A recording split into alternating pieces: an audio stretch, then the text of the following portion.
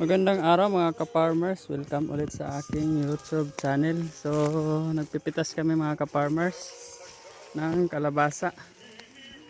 So itong kalabasa na to mga ka-farmers ay ito yung hindi ko inalagaan, no? Pero malalaki naman yung bunga, ay maliliit din. Ayan, so sobrang laki yan, mga 4 na kilo mahigit. Itong kalabasa na to mga ka-farmers, talagang simula pagkatanim nito, na-sprayan ko lang ng 2 beses.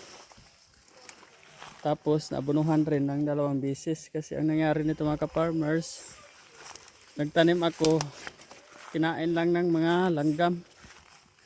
Kaya ito nangyari. Hindi, pinabayaan ko na. Kasi akala ko hindi na mapipitasan. Pero pagbalik ko, ito may napitas. Akala ko wala na talaga. So kaya pinabayaan ko ito mga ka-farmers kasi 4 na beses ako nagtanim dito o nagtanim, kunti lang nabuhay kasi kinain ng mga langgam.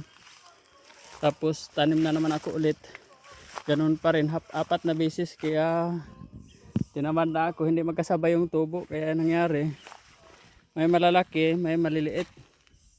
Kasi itong maliliit mga ka-farmers, hindi na isprayan to, hindi na bunuhan kasi huli na siya.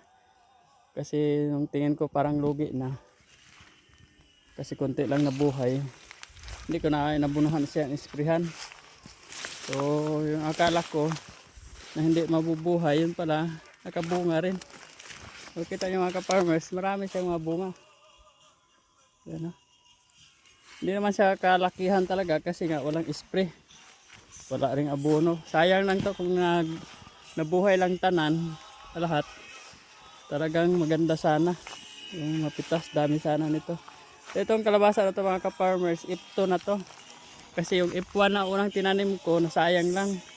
Kunti lang nabuhay kasi kinakain ng malanggam. Hindi naman pwede ipunla kasi yung panahon na to mga ka-farmers, pag tanim ko, ito yung panahon na sobrang init.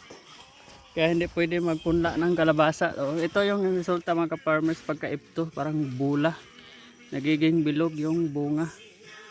Nagtanim na lang ako dito ng F2 kasi sayang yung area. Kung hayaan ko na, malulugi ako lalo. Kaya nagtanim ako ng F2, pero ganun pa rin, kinakain ng mga langgam. So sa awa naman ng Diyos, ayan, nakakapitas naman. So salamat pa rin tayo mga ka-farmers dahil may napitas. So makakabawi pa rin sa gasto. So marami naman siyang bunga. Kung naalagaan lang to mga ka-farmers, baka sobrang dami ng bunga ngayon. So, hindi naman siya sobrang laki, pero may napipitas na rin naman. So dito, yan, oh, kita nyo mga ka-farmers, sobrang damo. Ito yung kunti lang nabuhay dito, pero yan, may bunga. So talagang sayang siya. Ito yung resulta sa F2 mga ka-farmers. Ganyan yung bunga, parang biskoan. Parang malagkit yung bunga niya.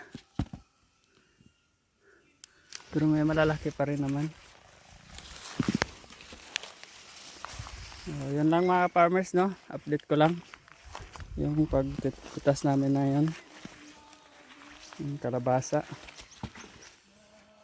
So yun, kung bago ka pala sa aking channel, pa-subscribe, Rapboy Farm Vlog. Pa-follow na rin ang aking Facebook account, Kabilyo Rapi. So yun lang, happy farming sa atin. Thank you for watching.